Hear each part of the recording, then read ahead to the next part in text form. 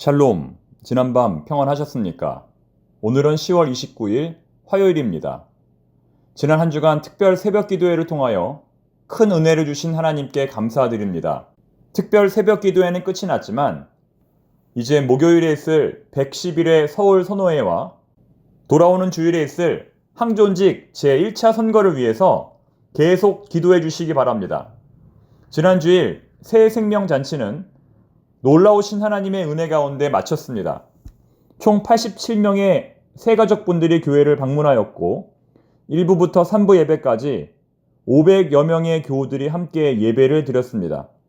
지난 2달 동안 함께 기도하며 함께 봉사하며 함께 전도의 씨앗을 뿌린 모든 청파동 교회 교우들에게 감사드립니다. 전도에는 실패가 없습니다. 앞으로도 모이면 기도하고 흩어지면 전도하는 우리 청파동 교회가 됩시다. 오늘 우리가 읽은 하나님의 말씀은 욥기 37장과 38장입니다. 이오 유로파 가니메디 칼리토스. 이오 유로파 가니메디 칼리토스. 여러분 무슨 말인지 아십니까? 어느 유튜버가 만일 우리가 이 말을 외울 수만 있다면 사람들에게 매우 똑똑하게 보일 것이라고 말해서 매우 유명해진 말입니다. 이오 유로파 가니메디 칼리토스. 여러분 한번 외워보시기 바랍니다.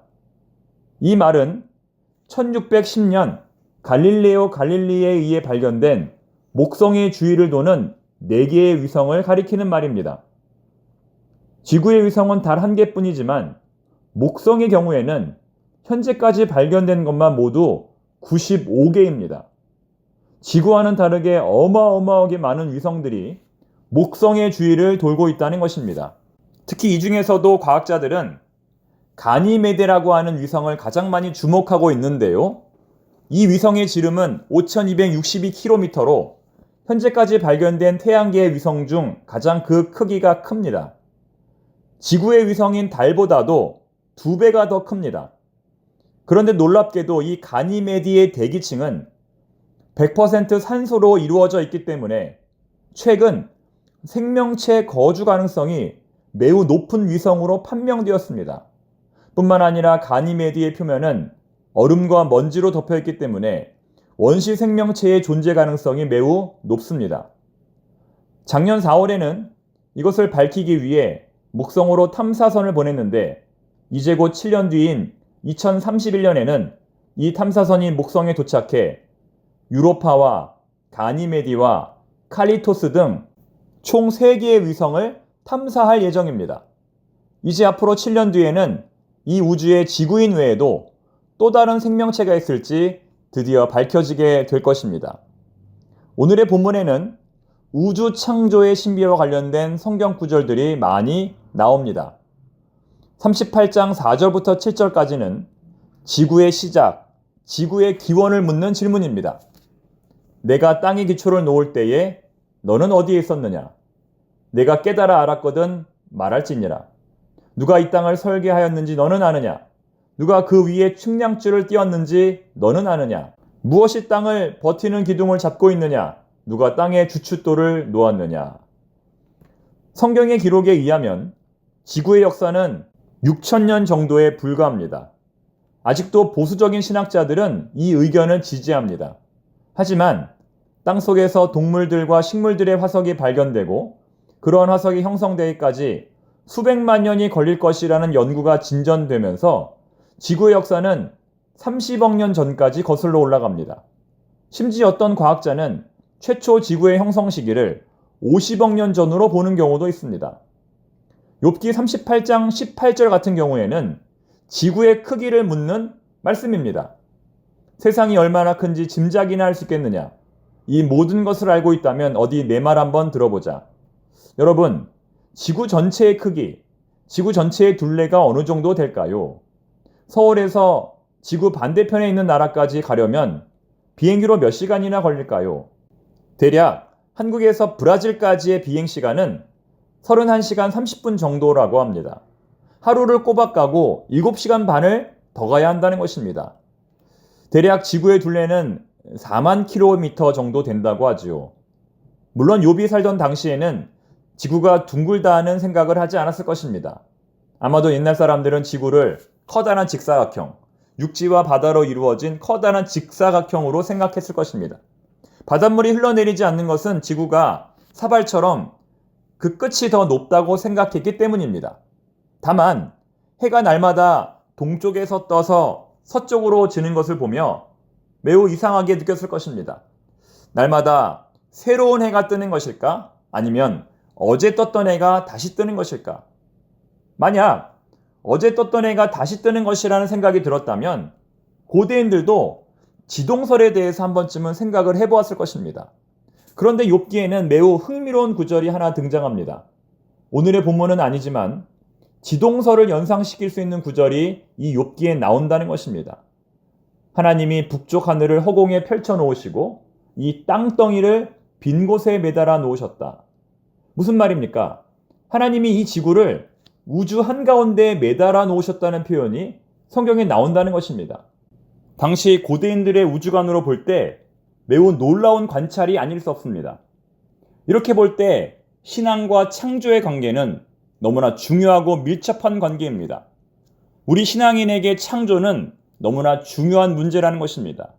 그러나 신앙을 갖는다고 해서 과학적으로 더 뛰어난 사람이 되는 것도 아니고 창조에 관한 어떤 특별한 통찰력을 얻는 것도 아닙니다. 아마 구약 성서의 시대에는 하나님을 잘 믿었던 사람들도 지구가 태양을 돈다는 사실을 몰랐을 것이고 우주의 역사가 이렇게 긴지도 몰랐을 것입니다. 지금 초등학생들의 지식만도 못했을 것입니다. 갈릴레오 갈릴레이가 지동설을 주장했을 때 이것을 핍박했던 사람들은 다름 아닌 교회였습니다. 즉, 하나님을 믿는다고 해서 더 똑똑한 사람이 되는 것이 아닙니다. 하나님을 믿는다고 해서 모든 것을 다 아는 사람이 되는 것이 아닙니다. 오히려 하나님을 믿는 사람들은 자신의 무지와 부족함을 깨닫는 사람들입니다. 오늘 하나님께서는 우리에게 묻습니다. 네가 온 우주의 창조에 대해서 아는 것이 있느냐? 지구가 언제 생겼는지, 지구가 얼마나 큰지 네가 과연 알고 있느냐? 다시 말해 피조물인 우리 인간은 하나님이 만드신 이 우주에 대해서 모든 것을 알 수 없다는 것입니다. 그것을 깨닫는 것이 신앙입니다. 그런데 만약 하나님을 믿는다고 하나님처럼 행사한다면 그 사람이야말로 세상에서 가장 미련한 사람이 되는 것입니다. 사랑하는 교우 여러분, 신앙인의 가장 중요한 덕목은 겸손입니다. 오늘 무슨 일을 만나든지 하나님 앞에 더욱 엎드리고 자복할 수 있는 우리 모두가 되기를 바랍니다. 기도하겠습니다. 하나님 아버지, 제대로 아는 것도 없이 누군가를 가르치려 했던 지난 날을 용서하여 주옵소서. 그저 오늘 하루 하나님 앞에 더 바짝 엎드릴 수 있는 겸손한 마음을 우리에게 주옵소서. 예수님의 이름으로 기도드립니다. 아멘. 욥기 37장. 이로 말미암아 내 마음이 떨며 그 자리에서 흔들렸도다. 하나님의 음성, 곧 그의 입에서 나오는 소리를 똑똑히 들으라.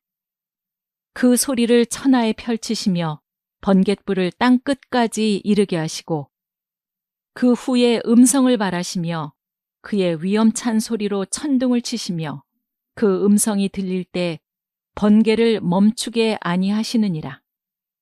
하나님은 놀라운 음성을 내시며 우리가 헤아릴 수 없는 큰 일을 행하시느니라. 눈을 명하여 땅에 내리라 하시며 적은 비와 큰 비도 내리게 명하시느니라. 그가 모든 사람의 손에 표를 주시어 모든 사람이 그가 지으신 것을 알게 하려 하심이라. 그러나 짐승들은 땅 속에 들어가 그 처소에 머무느니라. 폭풍우는 그 밀실에서 나오고 추위는 북풍을 타고 오느니라. 하나님의 입김이 얼음을 얼게 하고 물의 너비를 줄어들게 하느니라. 또한 그는 구름에 습기를 실으시고 그의 번개로 구름을 흩어지게 하시느니라. 그는 감싸고 도시며 그들의 할 일을 조종하시느니라. 그는 땅과 육지 표면에 있는 모든 자들에게 명령하시느니라. 혹은 징계를 위하여, 혹은 땅을 위하여, 혹은 긍휼을 위하여 그가 이런 일을 생기게 하시느니라. 욥이여, 이것을 듣고 가만히 서서 하나님의 오묘한 일을 깨달으라. 하나님이 이런 것들에게 명령하셔서 그 구름의 번개로 번쩍거리게 하시는 것을 그대가 아느냐? 그대는 겹겹이 쌓인 구름과 완전한 지식의 경이로움을 아느냐? 땅이 고요할 때에 남풍으로 말미암아 그대의 의복이 따뜻한 까닭을 그대가 아느냐? 그대는 그를 도와 구름장들을 두들겨 넓게 만들어 녹여 부어 만든 거울같이 단단하게 할 수 있겠느냐? 우리가 그에게 할 말을 그대는 우리에게 가르치라. 우리는 아둔하여 아뢰지 못하겠노라. 내가 말하고 싶은 것을 어찌 그에게 고할 수 있으랴? 삼켜지기를 바랄 자가 어디 있으랴? 그런즉 바람이 불어 하늘이 말끔하게 되었을 때 그 밝은 빛을 아무도 볼 수 없느니라. 북쪽에서는 황금 같은 빛이 나오고 하나님께는 두려운 위엄이 있느니라. 전능자를 우리가 찾을 수 없나니 그는 권능이 지극히 크사 정의나 무한한 공의를 굽히지 아니하심이니라. 그러므로 사람들은 그를 경외하고 그는 스스로 지혜롭다 하는 모든 자를 무시하시느니라. 욥기 38장. 그때 여호와께서 폭풍우 가운데에서 욥에게 말씀하여 이르시되 무지한 말로 생각을 어둡게 하는 자가 누구냐?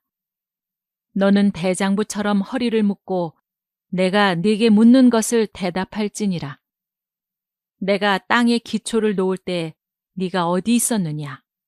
네가 깨달아 알았거든 말할지니라. 누가 그것의 도량법을 정하였는지 누가 그 줄을 그것의 위에 띄웠는지 네가 아느냐? 그것의 주추는 무엇 위에 세웠으며 그 모퉁이 돌을 누가 놓았느냐? 그때 새벽별들이 기뻐 노래하며 하나님의 아들들이 다 기뻐 소리를 질렀느니라. 바다가 그 모태에서 터져 나올 때에 문으로 그것을 가둔 자가 누구냐? 그때에 내가 구름으로 그 옷을 만들고 흑암으로 그 강보를 만들고 한계를 정하여 문 빗장을 지르고 이르기를 네가 여기까지 오고 더 넘어가지 못하리니 내 높은 파도가 여기서 그칠지니라 하였노라. 내가 너의 날에 아침에게 명령하였느냐? 새벽에게 그 자리를 일러 주었느냐? 그것으로 땅 끝을 붙잡고 악한 자들을 그 땅에서 떨쳐버린 일이 있었느냐? 땅이 변하여 진흙에 인친 것 같이 되었고 그들은 옷같이 나타나되 악인에게는 그 빛이 차단되고 그들의 높이 든 팔이 꺾이느니라. 네가 바다의 샘에 들어갔었느냐? 깊은 물 밑으로 걸어다녀 보았느냐? 사망의 문이 네게 나타났느냐? 사망의 그늘진 문을 네가 보았느냐? 땅의 너비를 네가 측량할 수 있느냐? 네가 그 모든 것을 다 알거든 말할지니라. 어느 것이 광명이 있는 곳으로 가는 길이냐? 어느 것이 흑암이 있는 곳으로 가는 길이냐? 너는 그의 지경으로 그를 데려갈 수 있느냐? 그의 집으로 가는 길을 알고 있느냐? 내가 아마도 알리라. 네가 그때 태어났으리니 너의 횟수가 많음이니라. 네가 눈 곳간에 들어갔었느냐? 우박 창고를 보았느냐? 내가 환난 때와 교전과 전쟁의 날을 위하여 이것을 남겨 두었노라. 광명이 어느 길로 뻗치며 동풍이 어느 길로 땅에 흩어지느냐?